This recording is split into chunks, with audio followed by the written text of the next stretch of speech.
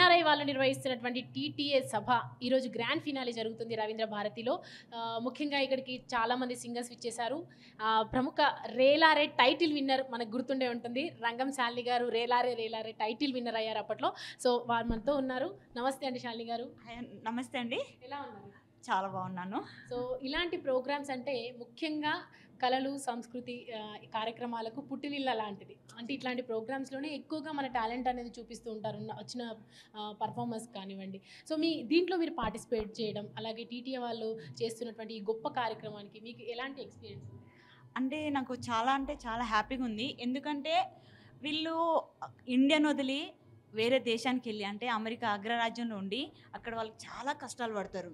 కానీ దేశం మీద ప్రేమతోటి తన పుట్టిన గడ్డను మర్చిపోకుండా ఉండాలని వాళ్ళు మళ్ళీ వచ్చి ఒక దళం లెక్క వచ్చి ఇక్కడ సేవా కార్యక్రమాలు చేస్తుంటారు. అందులో హెల్త్ క్యాంపులని, జాబ్ మేళా అని, ట్రైసైకిల్ అని, చాలా అంటే చాలా. అందులో నేను కూడా భాగస్వామి అయ్యాను.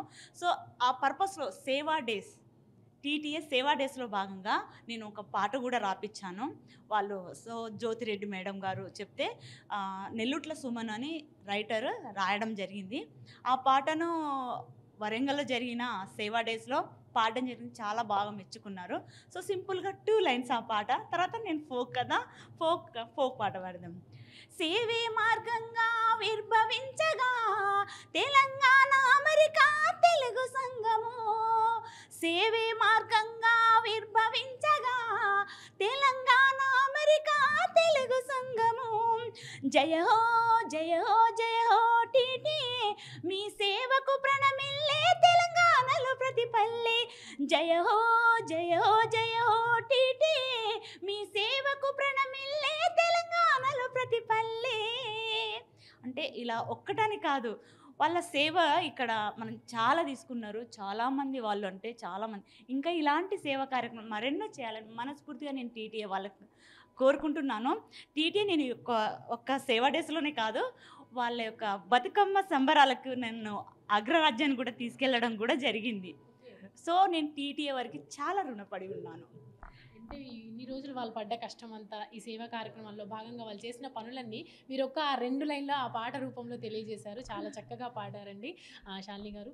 సో ఇదంతా చూస్తుంటే, అంటే మీకన్నా ముందు ఇప్పుడు ఈ ప్రోగ్రాంలో మనం చూసాము, అంటే నృత్య కళాకారులు కానీ వాళ్ళ మీకు సంబంధించిన ఫోక్ సింగర్స్ కానీ చాలా గొప్పగా పర్ఫార్మెన్స్ చేయడము, ప్లేబ్యాక్ సింగర్స్ రావడము, పాటలు పాడడము, ఈ ఎక్స్పీరియన్స్ ఎలా ఉంది? అంటే టీటీఏ వాళ్ళు చేస్తున్నటువంటి కాన్సెప్ట్ ప్రజల్లోకి ఏ విధంగా వెళ్ళిందంట?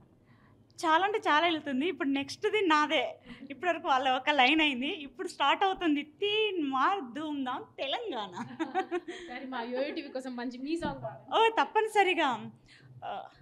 రామ రామ ఎల్లమ్మకు రాముల పరిషా ఎల్లమ్మకు, రామ రామ ఎల్లమ్మకు రామ రామ ఎల్లమ్మకు, తీగవారే అమ్మ రేణుకో నాయ రేణుక, ఏమేమి తీగవారే అమ్మ రేణుకో నాయ రేణుక, గున్నా గున్నా మా విల్లల్లా గున్నా మా విడి తోటల్లా అమ్మ పటేలా మందాలియ్య రావిల్ల బావల్ల నా ఎండి గజ్జల బావల్ల నా ముద్దు ముద్దుల బావల్ల నా ముద్దు ముద్దుల బావల్ల నా ముద్దు ముద్దుల బావల్ల, దాని కుడి భుజం మీద కడువా దాని కుత్తె పురైకలు మేరియా, అది రమ్మంటే రాదుర చెలియా దాని పేరే సరంగదరియా.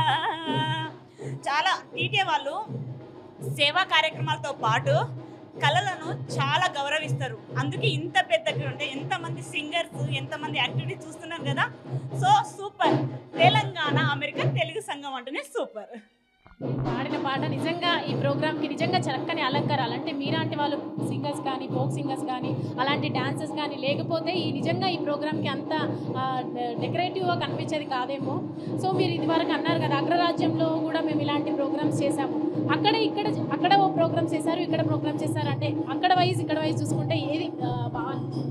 అక్కడ మన అమ్మాయి వచ్చింది, దేశం కానీ దేశం వచ్చింది, అమ్మాయిని పుత్తడి బొమ్మ లెక్క కాపాడుకోవాలి, ఎలా వచ్చిందో అలాగే ఇంటికి పంపించాలని చాలా టేక్ కేర్ చేసుకుంటారు. చాలా అంటే చాలా. సో వాళ్ళు ఎక్కడైనా సూపరే అబ్బా, వాళ్ళు ఇక్కడున్న సూపరే, ఇక్కడున్న సూపరే. సో ఫైనల్గా టీటీఏ గురించి మీ మాటలు? టీటీఏ గురించి గొప్పగా చెప్పాలంటే నిరుద్యోగులకు జాబులు ఇవ్వడం చాలా గొప్ప అవకాశం అది. తర్వాత వచ్చేసి హెల్త్ క్యాంపు, అది తెలుసు కదా చాలామంది.